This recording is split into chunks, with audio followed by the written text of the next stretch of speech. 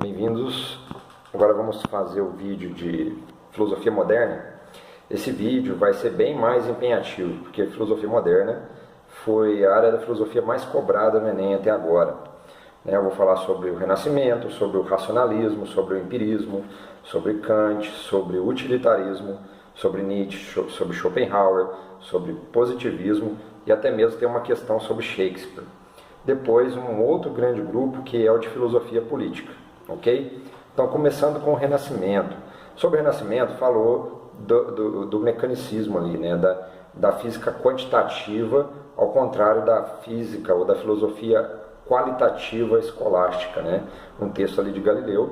Nós sabemos que a filosofia escolástica tinha uma visão da física, do universo, dos graus de ser qualitativo, enquanto a física moderna vai estar baseada na quantidade de movimento, ou seja, o mecanicismo. Depois tem uma outra questão do Renascimento sobre separação da ciência e da fé. Então é uma característica do Renascimento separar a fé religiosa, a fé cristã da ciência. Outro texto de Galileu. Depois tem sobre ciência várias questões, 5 ou 6 aí, contando com essas duas anteriores. Primeiro, que a ciência é independente da fé, aí faz uma comparação com entre Darwin e Copérnico. Depois, que a ciência deve libertar o homem das dificuldades da natureza, a ideia de progresso. Então aí fazendo outra comparação entre Descartes e Francis Bacon, aquela ideia de saber é poder de Francis Bacon. Depois, que a ciência deve questionar antigas ideias e concepções, e que a ciência está baseada na experiência e na observação. Então aí uma supervalorização da ciência do Renascimento. Racionalismo, há uma questão de Spinoza, Baruch Spinoza, sobre a natureza do comportamento humano, como é. A ética anterior visava como deve ser o comportamento humano, e Spinoza tenta valorizar o comportamento humano tal como ele é. Depois Leibniz, que é outro autor, cai uma questão só bem pouco visto aqui no Brasil, a questão da substância, uma questão metafísica, que é um componente essencial do mundo, da natureza, e que é a base para todo o movimento. Ali, se você lesse o texto com um pouco de atenção, dava para resolver. Descartes, um dos favoritos, já caíram 4 questões aqui que eu contei. A primeira é a autonomia do sujeito pensante, tudo parte do sujeito pensante. Depois a questão do cogito, do eu penso, eu existo, penso, logo existo, que é o princípio indubitável, aquilo que já não dá para duvidar mais, é a ideia mais clara e distinta, que é a ideia da própria existência, não dá para duvidar da própria existência. Depois o método da dúvida, a dúvida é um caminho para o conhecimento inabalável. E depois é uma comparação dele com Hume, com David Hume. Descartes é racionalista, David Hume é empirista. Empirismo, David Hume é o favorito aqui, não há questões específicas sobre Francis Bacon, talvez esse ano possa aparecer alguma aí. A primeira questão do ceticismo. Entre os empiristas, o David Hume não acreditava que a indução fosse uma base empírica suficiente para leis científicas. Não quer dizer que, pelo fato de ter tido todas as experiências hoje, amanhã se dê a mesma experiência, se dê o mesmo fato. Depois, que a origem das ideias estão nas sensações, então se você entende empirismo como ponto de partida na experiência, você resolve essa, e que o fenômeno, ou seja, os acontecimentos, a ideia de repetição, de que eles vão ter uma lei de que as coisas sempre acontecem assim, faz parte do raciocínio e não diretamente da experiência. Por isso esse tipo de lei é fraca, é frágil, é limitada. Ok, de Kant, outro super favorito aqui, 6 questões que eu reuni aqui. Primeiro, a ideia de esclarecimento, tem uma carta de Kant do que é o iluminismo, ou que é o esclarecimento, que é a autonomia da razão, que é não obedecer nenhuma autoridade. Depois a Revolução Copernicana, até do conhecimento, até Kant, antes de Kant, o objeto modelava o conhecimento da nossa mente.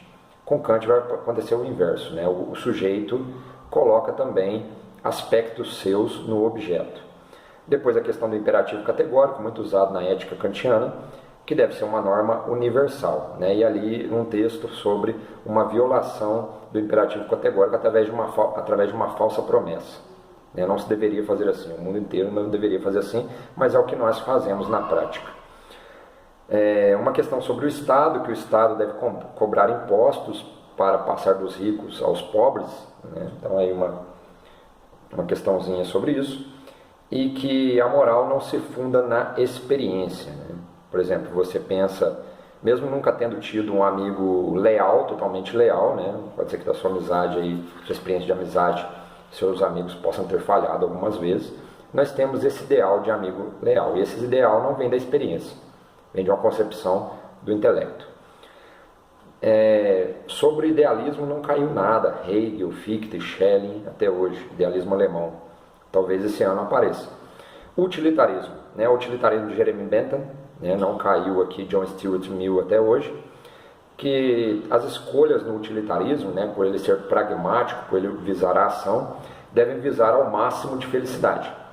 Esse é o critério de moralidade para o utilitarismo. Depois caiu uma questão sobre o panóptico, né? Que é desenvolvida por Jeremy Bentham, mas depois será um pano de fundo ali do Michel Foucault.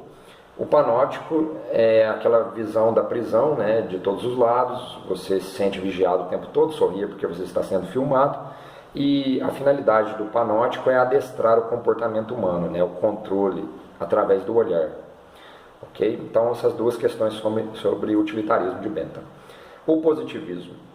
Caiu uma questão de Augusto Comte, eu não sei, talvez na prova de sociologia, eu depois vou dar uma olhada. Sobre o Estado, né, o papel do Estado. O Estado é elemento unificador da sociedade para o positivismo. Nietzsche tem uma questão sobre niilismo, que é aquela previsão de Nietzsche sobre a decadência da cultura, né? Então a cultura caminha para o nada. Depois uma questão de Schopenhauer, aí nosso filósofo pessimista, né? Ali ele falando da independência interior, dos desejos, né? O controle dos desejos. Quanto mais você tiver controle dos desejos, menos tédio você tem na vida. Até, se não me equivoco, ele vai pegar essa ideia ali dos estoicos, né? Pode ser que eu me equivoque aqui, não sei. Shakespeare, tem uma questão de Shakespeare, né? Do Hamlet, do ser ou não ser, eis a questão, falando que o Shakespeare, de uma certa forma, é precursor do existencialismo. Porque nessa parte do Hamlet, ele está falando da consciência de si, e está falando da angústia humana, né, diante da morte.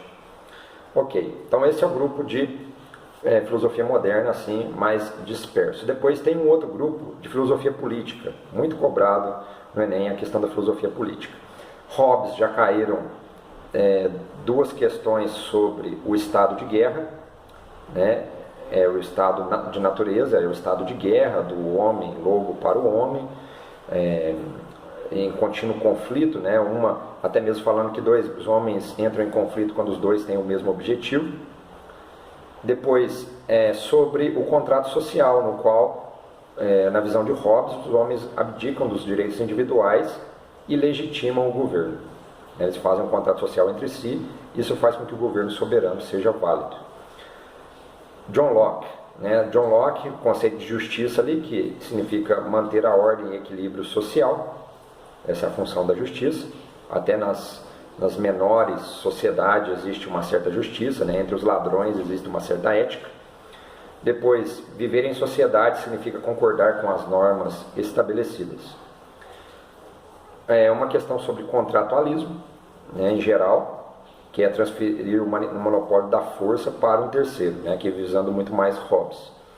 Em troca de quê? Em troca de direitos individuais. Maquiavel, né, caiu já uma questão falando sobre o homem, que é guiado por interesses pessoais, por isso ele sempre tem ações imprevisíveis e inconstantes, não dá para confiar no homem, e que a razão tem uma autonomia para a ação, então não tem que ficar buscando Deus ou qualquer outra fonte de argumentos que não seja ela mesma. Montesquieu, né?